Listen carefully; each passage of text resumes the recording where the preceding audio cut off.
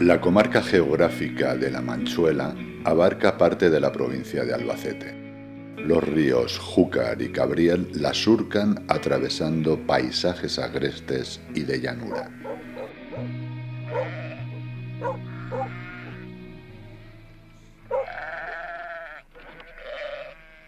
Porque el pastor auténtico ese se pierde. Ese no nace, se hace. Y hacer un pastor, ojito, no creas que sales con el ganado mañana y ya coges a ese chaval, le das la garrota, le atas el perro y dices, tira, ya está, solucionado. No, esto hay que entenderlo muy bien entendido. Esto es una profesión tan buena como la otra. Y encima es una profesión que nunca terminas de aprender. El entorno de La Manchuela está domado por la interacción ancestral entre las gentes y su medio.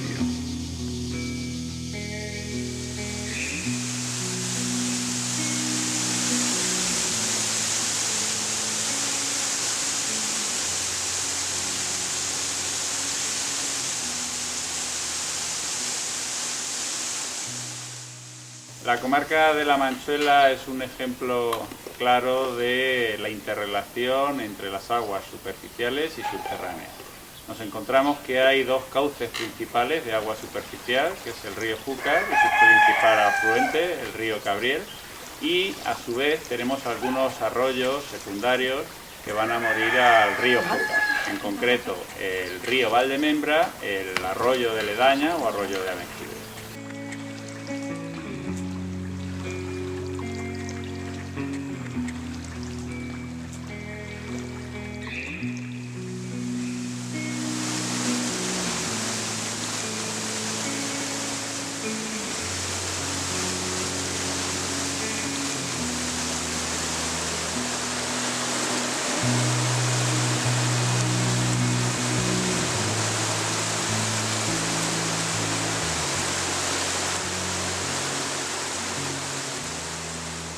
En definitiva, son dos cauces principales de muy distinta naturaleza geomorfológica. El cañón del Júcar es una caída brusca conforme se va por la llanura y llegamos al mismo río, mientras que el Cabriel tiene una formación de valle más suave. Desde la llanura hasta el mismo río es una depresión mucho más suavecita. Lo que sí producen ambos cañones y el valle es que se tenga lugar el afloramiento de las abundantísimas aguas subterráneas que hay en toda la llanura de La Manchuela. Es decir, las aguas de lluvia se infiltran en la llanura y posteriormente en aquellas cotas donde los cauces de los ríos principales cortan el terreno, se producen manantiales por donde afloran. De tal manera que esta interrelación es fundamental para entender todas las fuentes y manantiales de nuestra comarca, que son muy ricas, así como los tollos que están asociados a los mismos.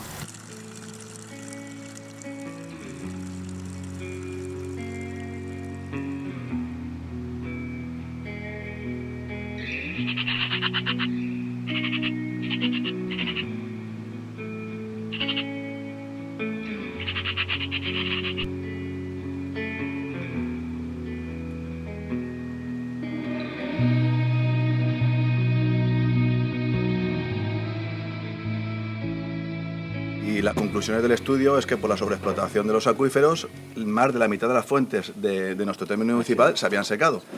Pero que eso es muy preocupante, ¿no? Es muy preocupante que si teníamos 40 o 50 fuentes, nos han secado 25. Es muy preocupante. Pero más preocupante que eso, a mí me parece una cosa. Era decir, Goyo era el alcalde, yo era concejal de medio ambiente, la Isa éramos concejales de medio ambiente. Nadie vino a quejarse de que se habían secado. Buena parte de la población sabía que se habían secado. Había la fuente principal creo que es en Villamalón, que es la fuente nueva, con una fuente que era como un brazo, se había secado. La gente iba a coger agua allí, era una fuente de gran calidad. Nadie se quejó. La única persona de todos los que había que se quejó fue un particular que era que regaba con una fuente, o sea, con un interés privado. Pero la inmensa mayoría se había secado ese inmenso patrimonio natural y a nadie le importaba. O sea, tenemos que cambiar nuestra relación con la naturaleza y empezar a pensar más, en vez de lo mío, vamos a pensar en lo que es de todos. Y cuando digo de todos, estamos conviviendo no solo seres humanos, estamos conviviendo con otros seres vivos, que también tienen derechos. Los otros seres vivos también tienen derechos. Nosotros creemos que somos seres humanos, que tenemos capacidad racional y nos creemos los únicos con derecho. Pero estamos conviviendo con otros seres vivos que están ligados a esos espacios de agua, a esa biodiversidad, y también tienen derecho. Entonces tenemos que cambiar nuestra forma de pensar, es decir, no soy yo vivo en un ecosistema, vivo en un mundo en el que estamos muchos seres vivos con los que convivimos, y estos problemas, aunque no me afecten a nivel económico, me afectan porque afectan a la vida, y la vida somos todos.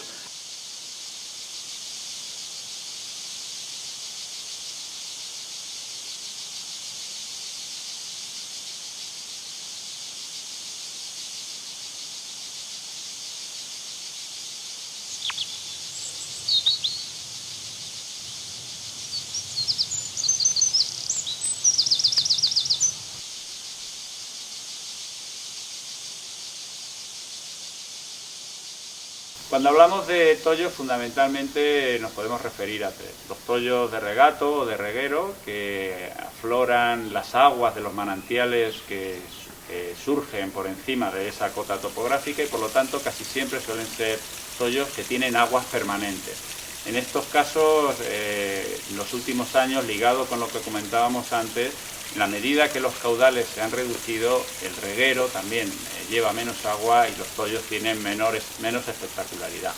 Luego también nos encontramos en algunos casos tollos fontinales, tollos donde nace un manantial, de tal manera que en ese mismo nacimiento ha tenido la capacidad para ir erosionando el terreno, dar lugar al tollo, y a partir de ese tollo es cuando ese reguero coge agua, se va uniendo con otros manantiales aguas abajo y coge ímpetu hasta que llega finalmente al río.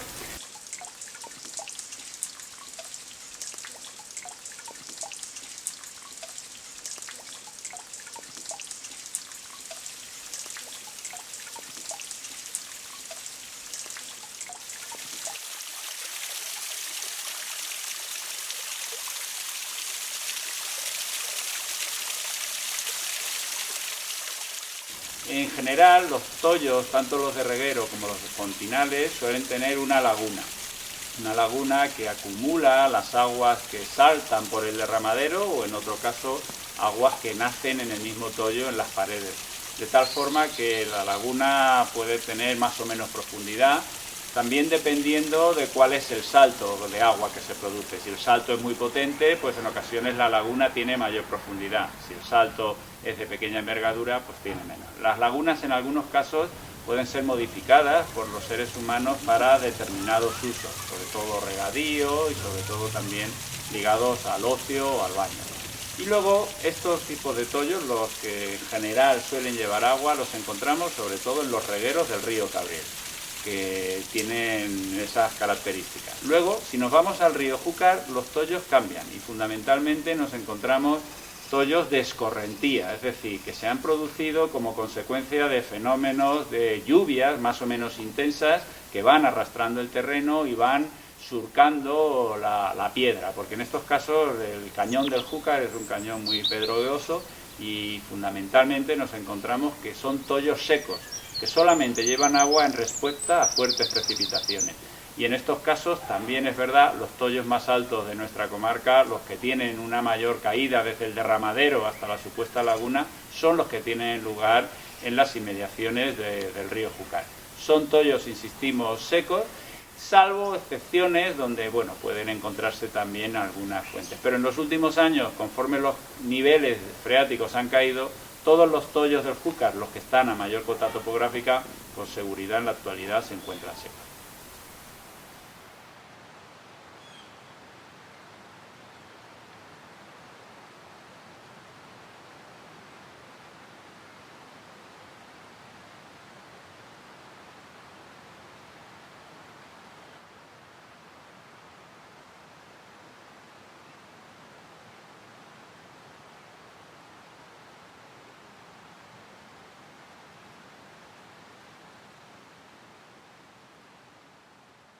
La presencia de la roca calcárea como roca madre, roca fundamental en la conformación de los tollos, hace que su vida sea efímera desde el punto de vista del tiempo geológico, porque se erosiona, porque se disuelve, y podemos decir, exagerando un poco, pero en términos geológicos no, que el toyo es efímero. De esta manera, los toyos que tenemos hoy en los valles de Júcar y Cabriel no estarán en el mañana de un tiempo geológico, porque la erosión los devastará, los demuele. Es fácil comprobar que muchos toyos a la vista ya se han derrumbado.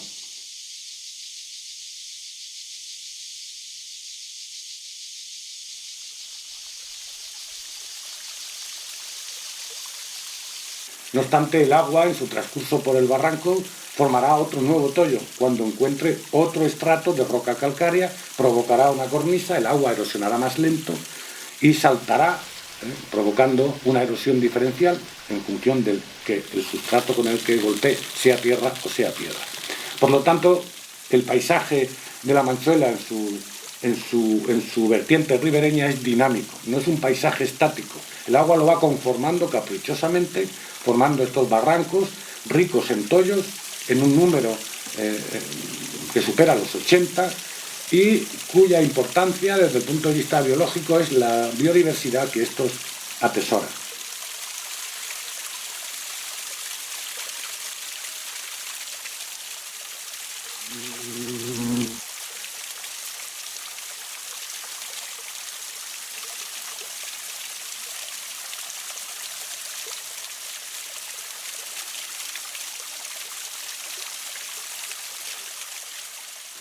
Podemos decir que el toyo, desde su punto de vista biodiverso, está en una situación hoy en día aceptable.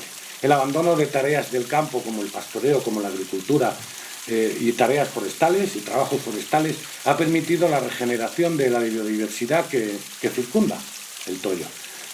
Y en unos años de este abandono de estas tareas, prácticamente la presencia de agua vigoriza la recuperación de la biodiversidad.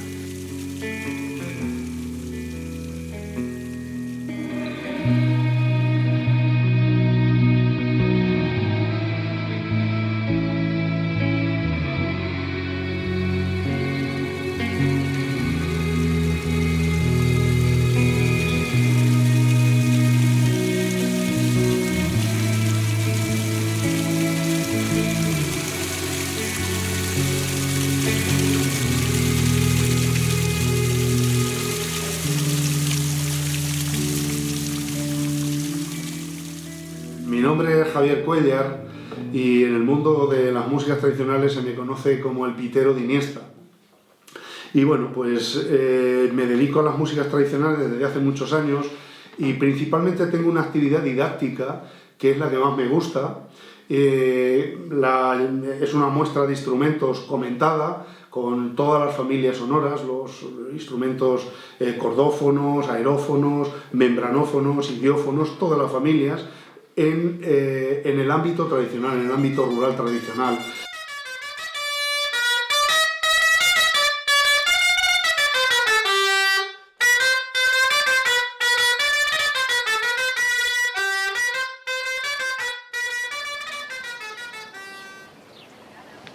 En las poblaciones ribereñas próximas a los toyos, la luz y las sombras acompañan a las casas de piedra, donde moran gentes de memoria larga, bajo cielos rasos y legibles. Casas blancas que cobijan y refugian a sus vecinos ante esa indiferente y serena naturaleza.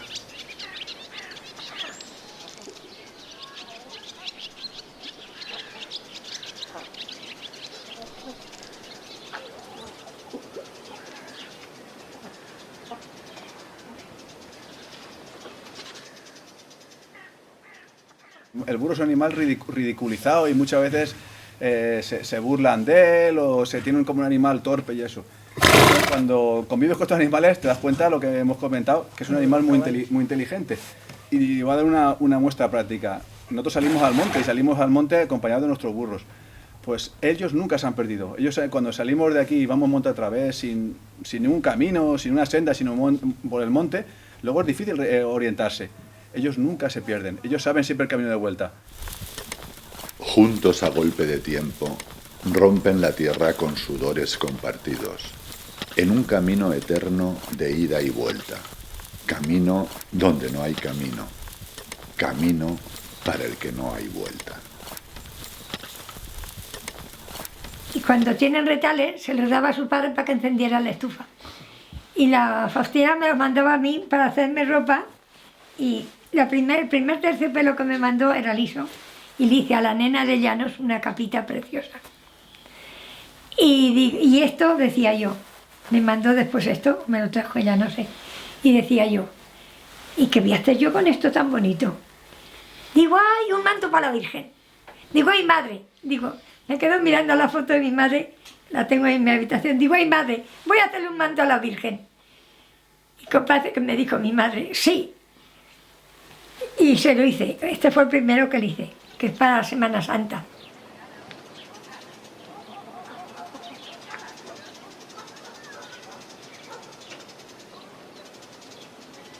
Memoria de un pasado detenido. La piedra se une a la piedra formando un muro. El muro se une a otro muro formando la casa. Y la casa se une a la casa formando el pueblo. Y el pueblo cerca del agua.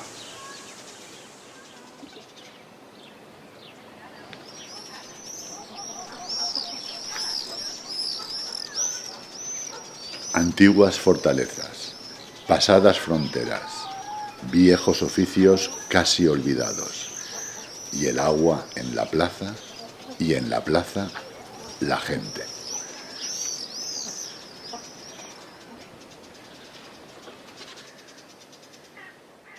La explicación del funcionamiento de la fragua es sencilla, es muy básica.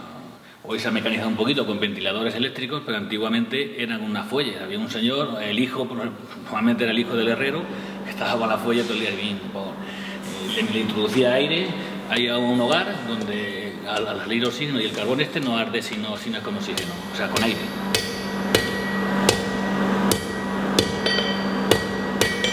Antiguamente se usaba, básicamente era para el desarrollo de la zona, porque se hacían utensilios para la labranza en el campo, tanto pues, la vertedera, todos los utensilios que contribuían al desarrollo del pueblo estaban todos relacionados con el campo. ¿El perro te ayuda? ¿El perro ayuda? Hombre, sin perro no se puede salir, ¿eh? O uno o el otro, para eso está ahí la cantera y los otros dos grandes. ¿Y cómo se enseña un perro? ¿O lo enseña el viejo? Escúchame, los perros ya de sí, no hay viejo que sirva. El perro se tiene que enseñar solo. El que es bueno, pan y palos, y el que es malo, palo solo. Así es la historia.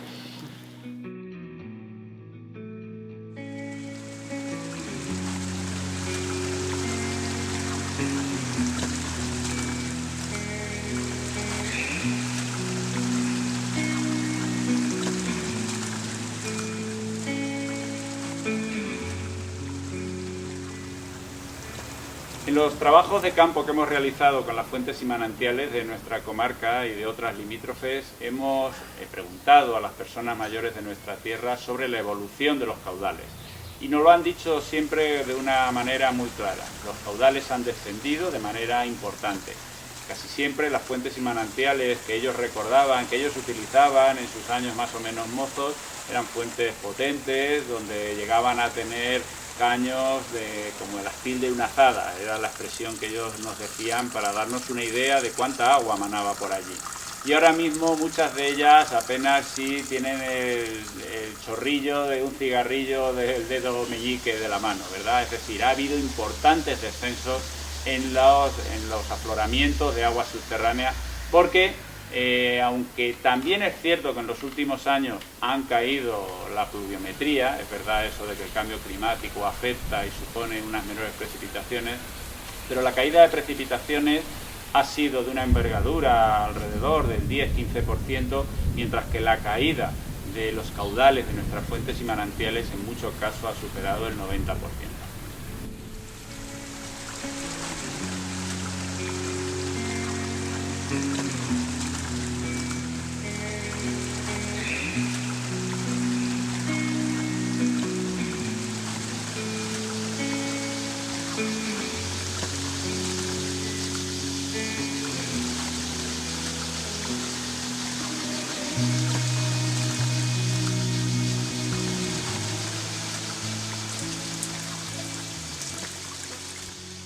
No existe. No tenemos un bosque mediterráneo ya, porque el bosque mediterráneo se lo han comido los pinos y ya están desapareciendo la mayor parte de las especies que teníamos a nivel de flora y a nivel de otro tipo de plantas, porque el pino es una planta invasora que lo que hace es aniquilar todo lo que tiene en su entorno. Entonces eso es lo que también la sociedad o el sistema que nos han implantado hasta ahora, el antiguo Icona o las mentalidades de que había que poner pinos en todos los sitios. Y pero es que no solamente eso, sino que ahora mismo hay un incendio en cualquier sitio y te vuelven a repoblar otra vez con pinos. ¿No?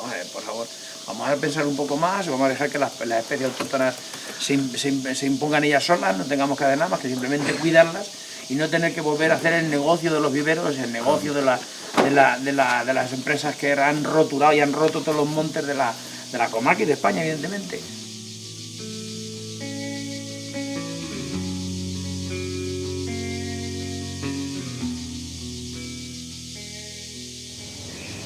Los barrancos, a través de los cuales circulan las aguas que vierten a los ríos y al mismo tiempo forman los tollos, tienen distintas distribuciones y formas.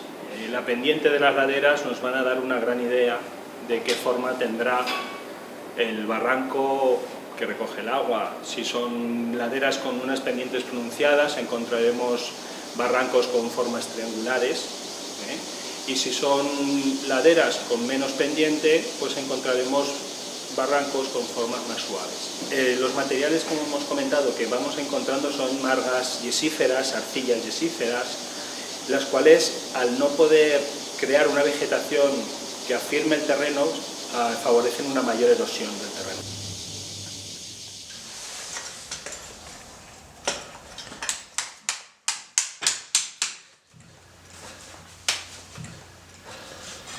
Me crié en el mundo rural, en la Sierra de Alcaraz, y quieras que no, pues tienes vínculos con los animales, caballos, burros y sobre todo las mulas. Y a partir de este tiempo, cuando falló el trabajo en Albacete, pues empecé a trabajar en esto y hice mis cursillos en herraje en frío, luego herraje en caliente y poquito a poco pues empecé a ganarme la vida.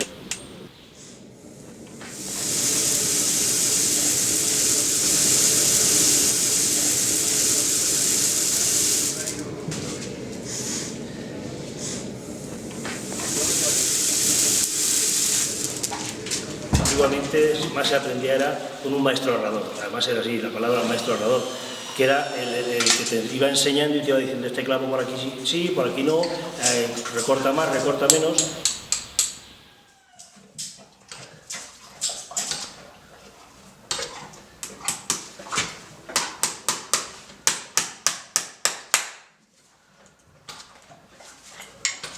Pues las músicas tradicionales, a lo largo de toda su existencia, han tenido siempre una función. Siempre se ha hecho música para algo. Entonces, a lo largo de la vida del hombre y de la mujer del mundo rural tradicional, desde que nacían empezaban a oír las músicas. La primera música que oían eran las nanas que les cantaban las madres y las abuelas para dormir. Hay nanas muy bonitas y bueno, pues ahí empezaba a educarse el oído musical. Después de niños eran los juegos. Entonces la música servía para jugar. Los niños jugaban cantando al corro, las niñas jugaban cantando a la comba, o cuando se mecían en el mecedor, pues iban cantando también una cantinela. Y luego de mozos, pues ya hay distintos momentos para cantar y para tocar. No mancho al aire, que aunque soy de la Mancha, no mancho al aire, vaya aunque... Y así sucesivamente, es decir, siempre la música ha tenido una función, con lo cual, ¿qué ha pasado con las músicas tradicionales? Que cuando hemos perdido muchas de esas funciones, pues la música tradicional también se ha ido perdiendo. Los instrumentos añadidos a esa fiesta se han ido perdiendo. Por ejemplo, la pita, la dulzaina, es un instrumento que aparte de para la fiesta, servía para las danzas. Como ya no hay dulzainero, se pierden los dulzaineros, se pierden muchas danzas y algunas permanecen pero cambiando el instrumento. En vez de ser un instrumento poderoso y festivo y tradicional e histórico para la danza, pues se hace con guitarras, que son instrumentos más modernos, ¿no?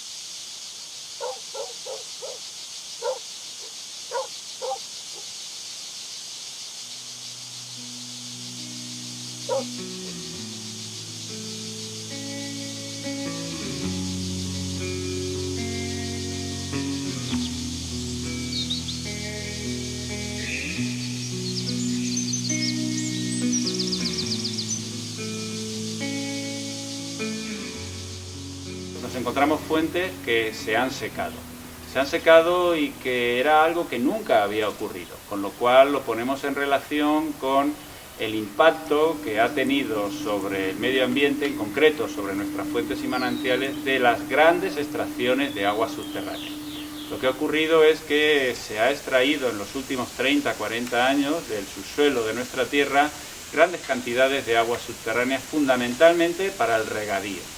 ¿Qué ha ocurrido? Que las extracciones de aguas subterráneas han superado los niveles de la recarga y lógicamente ha supuesto que los niveles freáticos, es decir, que los niveles del agua en el subsuelo se hayan ido hacia la profundidad, es decir, se hayan secado las fuentes que antes manaban.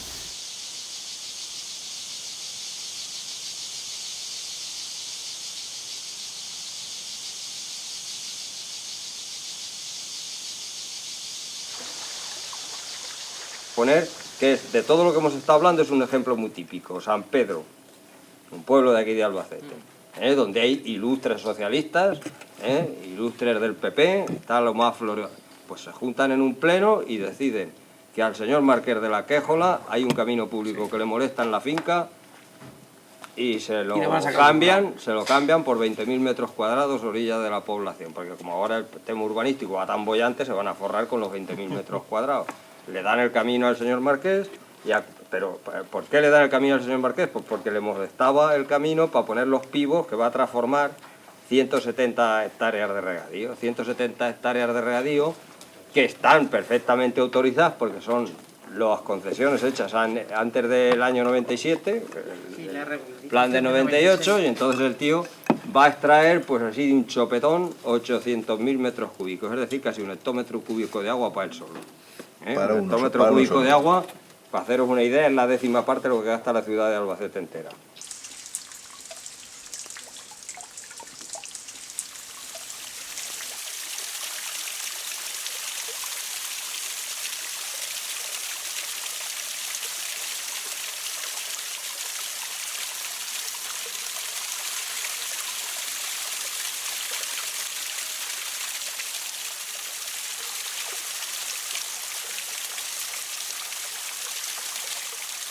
La biodiversidad vegetal de los tollos se compone principalmente de dos tipos de vegetación, aquella ligada al agua y que se enriquece de alimentos que proliferan como el carrizo, como la nea, pero es una comunidad frágil que describe una banda de vegetación estrecha en aquellos suelos fangosos y limosos regados o salpicados por el agua de la laguna del Toyo, en este caso en el Toyo de la Tortuga, una laguna de unos 8 metros de diámetro.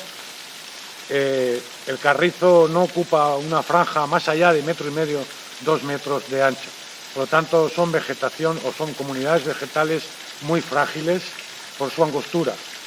Sin embargo, las laderas que recubren la oquedad del Toyo está poblada de monte mediterráneo, con pino, como cabecera del bosque. Pero otros elementos como la coscoja, como el romero, la liaga, el brezo, tienen una cobertura que junto al enebro y la sabina prácticamente es un tapiz vegetal leñoso del ambiente seco.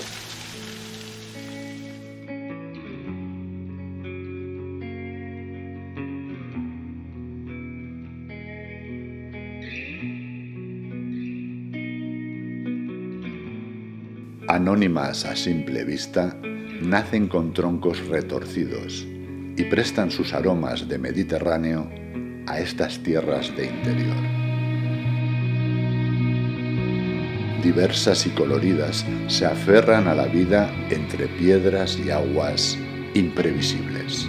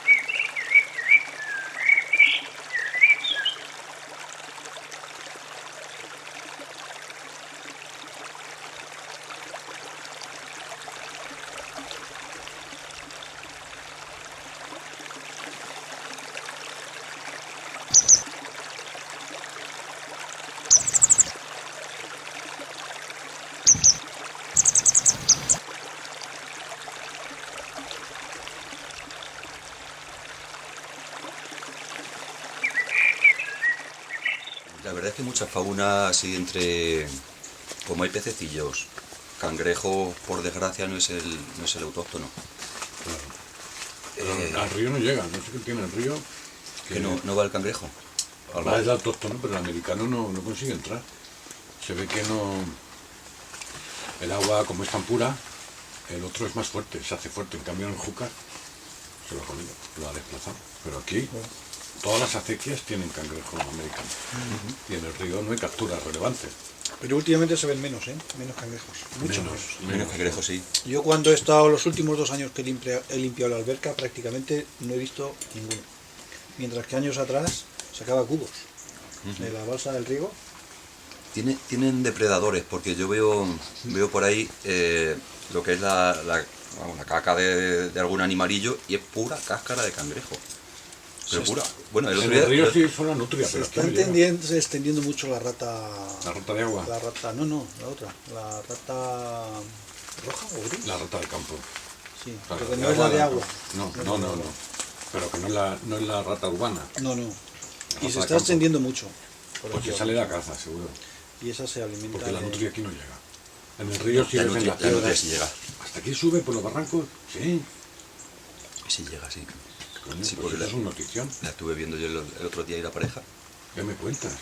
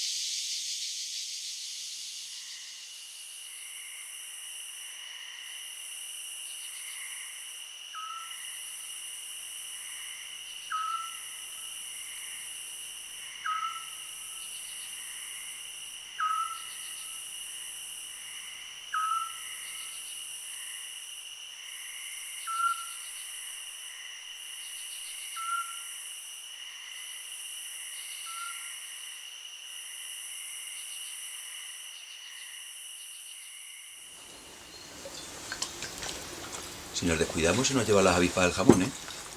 Ya lo creo. Las aguas de los tollos son casi siempre transparentes y por lo contrario que pudiésemos pensar, tiene bajos niveles de oxígeno disuelto, lo cual hace que no haya organismos sensibles como pueden ser los peces.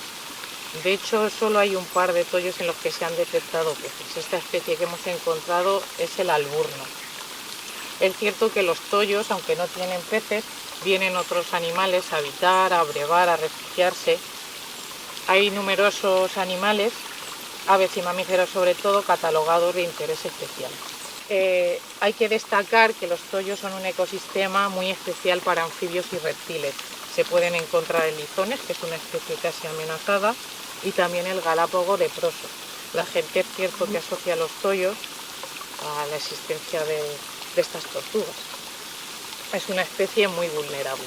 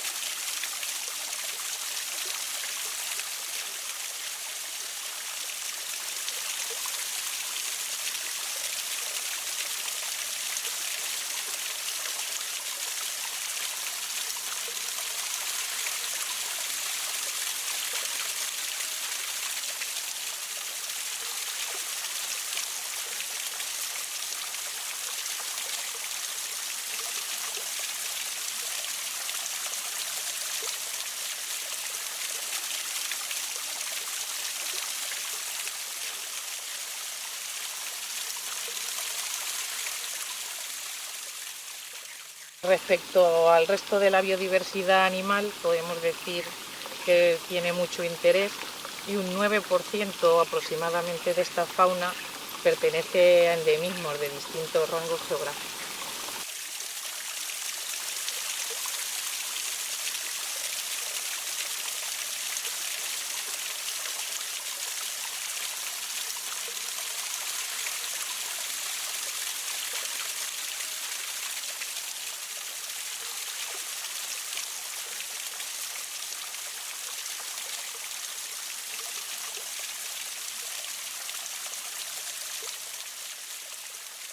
La calidad de las aguas puede medirse mediante parámetros físico-químicos y biológicos.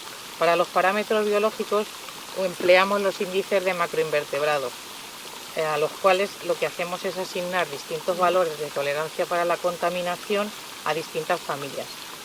Algunos de los individuos que podemos detectar que indican calidad de las aguas son larvas de libélulas, canutillos, lombrices de agua.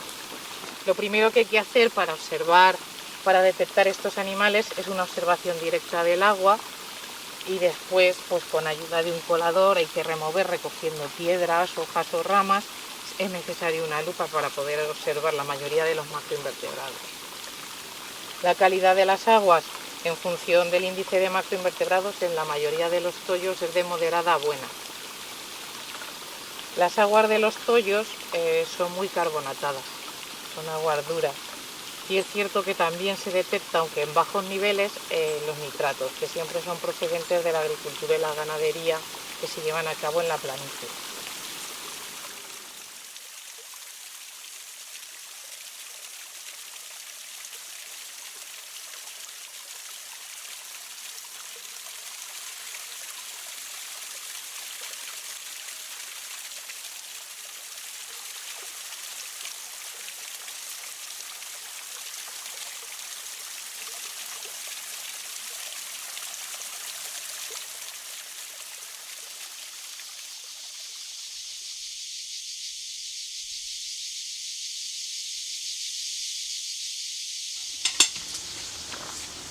¿Los peces del Toyo se ven durante todo el año?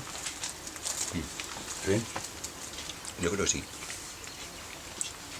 Porque en invierno ahora mismo me ha hecho dudar. Viene gente a cazar ahí, ¿A pescar? A cazar, aprovechando que vengan animales a brevar. Porque en un Toyo sí hemos visto un cazador. Bueno, aquí le hace la espera a los jabalíes. Al jabalí, ¿no? La espera al jabalí, sí.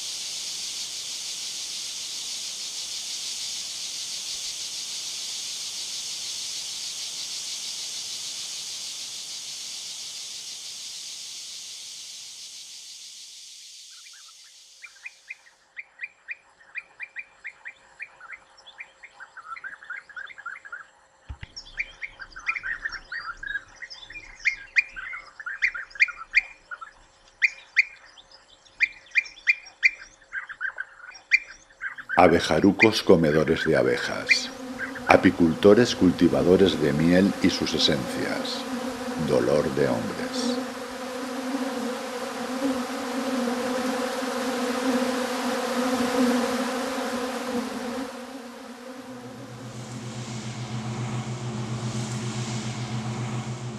De esas infinitas habitadas por dioses paganos hoy a motor.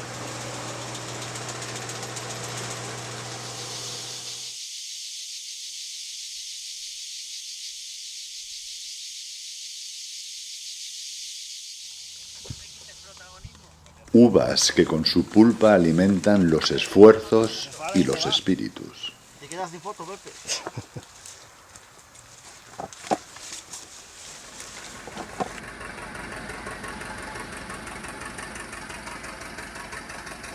Desentraña la tierra el acero perezoso, sustituto de espaldas, sustituto de almas.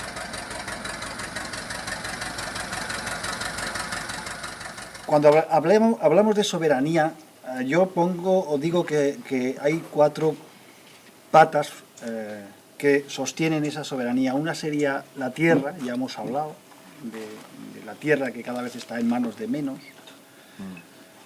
Está el agua, que también, como decía Cipriano, cada vez está en manos de menos. Están las semillas, que eso es una riqueza y un patrimonio impresionante e irrenunciable. Y están los sabios, están los campesinos, que son los que han sabido mantener y han sabido cultivar y han sabido evolucionar o el aprovechamiento. Aprovechar ese recurso. Pues nada, vamos a utilizar para la elaboración de la masa de la pizza, vamos a utilizar harina de espelta. La hacemos con leche por darle más riqueza y aparte al final también tiene otra textura. Yo tengo esperanza porque creo que cada vez más hay movimientos de gente que está retornando al mundo rural, que ya no le da vergüenza llevar boina, que ya no le da vergüenza beber en botijo, en porrón, es decir, que está reivindicando sus orígenes y que está recuperando lo que decíamos antes, esas casas, esas aldeas, que de otra manera estarían completamente derruidas. Y tengo esperanza en esos movimientos sociales muy campesinos, muy reivindicativos, en su soberanía alimentaria, en su cultura y en su forma de ver todo lo que es el entorno rural y que lo está defendiendo.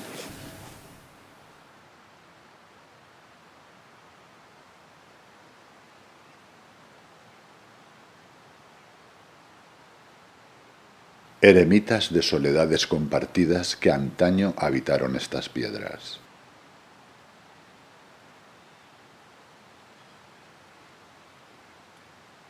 Oquedades convertidas en espacios de culto y de vida, donde tallaron la cruz llegada de Palestina.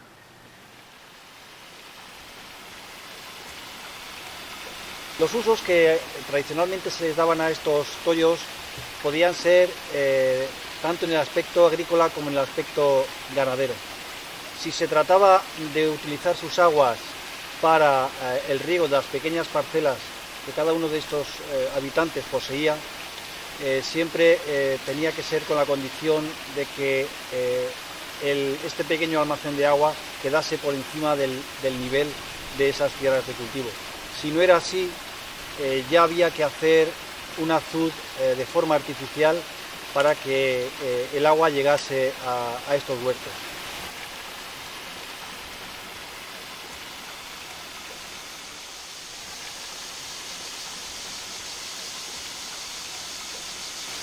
En aquellos tollos secos, es en aquellos en donde la mayor parte del año no había agua, el uso era más bien ganadero, es decir, en forma de tina.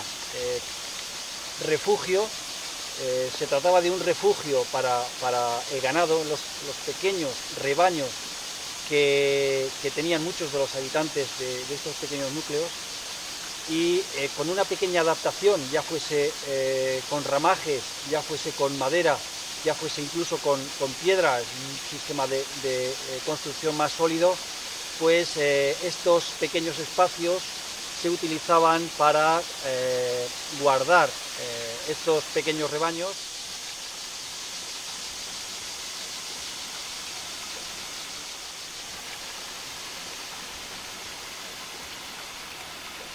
Era una vida, era una agricultura y una ganadería prácticamente de subsistencia, es decir, se producían los alimentos que las mismas familias consumían y poquito más, y ese poquito más, pues la posibilidad que se tenía era la de ir a canjearlos o a venderlos a los pueblos, a aquellas poblaciones un poquito más grandes.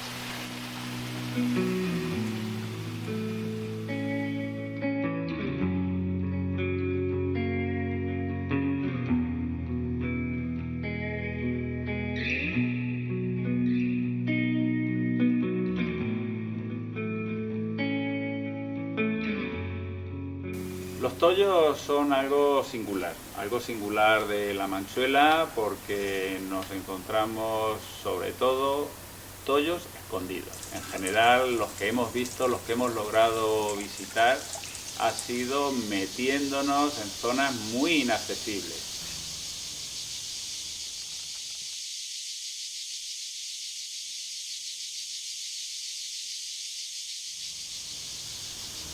Lo bueno que tiene esa inaccesibilidad es que en la mayor parte de los casos nos ha permitido conocer tollos en muy buen estado de conservación, porque tienen un entorno absolutamente salvaje, nada modificado por los seres humanos.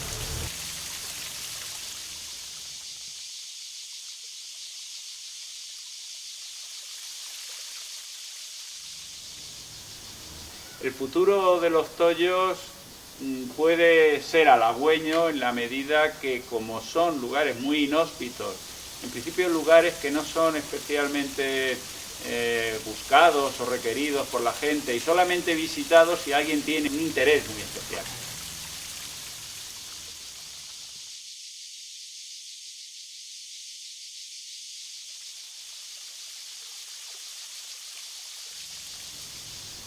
Y en general lo importante de los tollos es que permanezcan casi lo más oculto posible, porque eso va a ser la manera de evitar visitas masivas, de evitar en la medida de lo posible que personas que no tienen la sensibilidad y la delicadeza que hay que tener cuando visitamos la naturaleza puedan hacer un mal uso de ellos.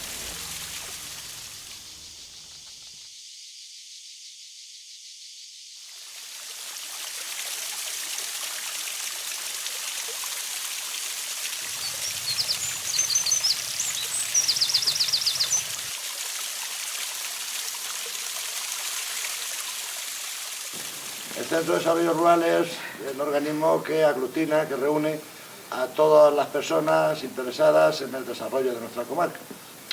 Y bueno, en esa línea hemos hecho diversos trabajos. Este de los tollos es particularmente significativo por lo que corresponde a una característica importante de esta comarca, a una característica geográfica y geofísica de esta comarca que nos diferencia en buena parte de todas las comarcas prácticamente de Castilla-La Mancha, puesto que el sistema de tollos, sobre todo la red tupida de tollos que habéis visto en el vídeo, no es normal encontrárselo. Y gracias a este trabajo, al trabajo hecho sobre el inventario y la relación y el estudio de tollos, ahora mismo tenemos una documentación suficiente como para conservar la memoria, por lo menos para saber que existen, para saber dónde están, para saber cómo están. Y es uno de los trabajos que yo considero que ha contribuido de forma importante a lo que es mantener, conservar y dar a conocer nuestro rico patrimonio natural.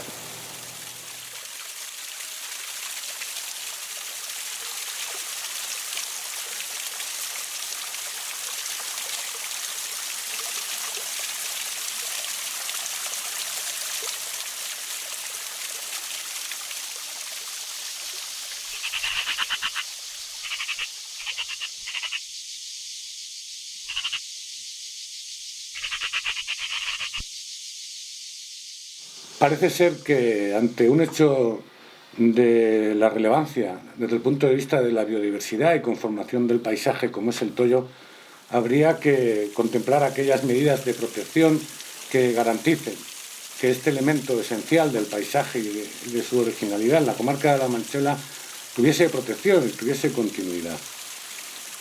Desde el punto de vista de la normativa vigente hay varias medidas para protegerlo. De un lado están las fórmulas de parque natural, la fórmula de lugar de interés comunitario o la forma de zona especial de protección de las aves, que tienen legislación europea y son de gestión comunitaria, de la comunidad autónoma me refiero. De otro lado existe la fórmula de la reserva de la biosfera, del programa Hombre y Biosfera de la UNESCO.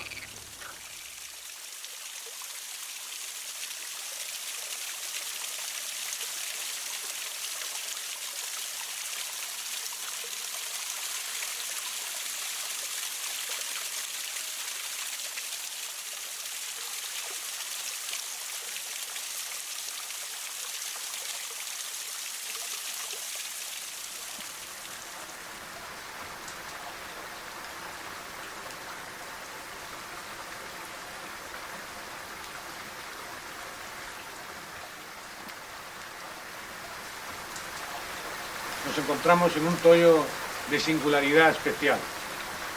El toyo de la Cueva de los Ángeles en Villamalea es un claro representante de esos pequeños tesoros que, ligados al agua, conservan de manera custodiada y segura un valioso recurso de la biodiversidad. El mundo vegetal, acompañado de una microfauna de invertebrados y pequeños vertebrados, que aquí se alojan durante todo el año, y en este microclima donde apenas las heladas pueden hacer el daño que hacen en la llanura colindante y los veranos despiadados, sin embargo aquí, a la sombra de la luz, a la sombra del calor y al amparo del agua, se desarrolla una biodiversidad, quisiera decir, casi lujuriosa para estar en el entorno que estamos de la sequedad y del mundo agreste de las viñas, de los olivos y de los almendros.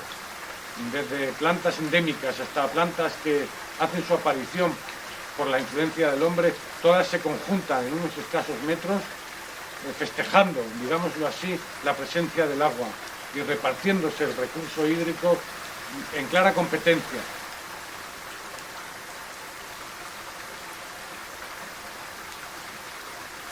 Este es un toyo en formación. Este toyo ni siquiera mis hijos, ni los vuestros, ni nuestros nietos, pero sí muchas generaciones después, verán un gran monumento formado por la roca, por el agua y por las plantas. Este es un toyo que merece la pena se conserve, se cuide y sobre todo se conozca.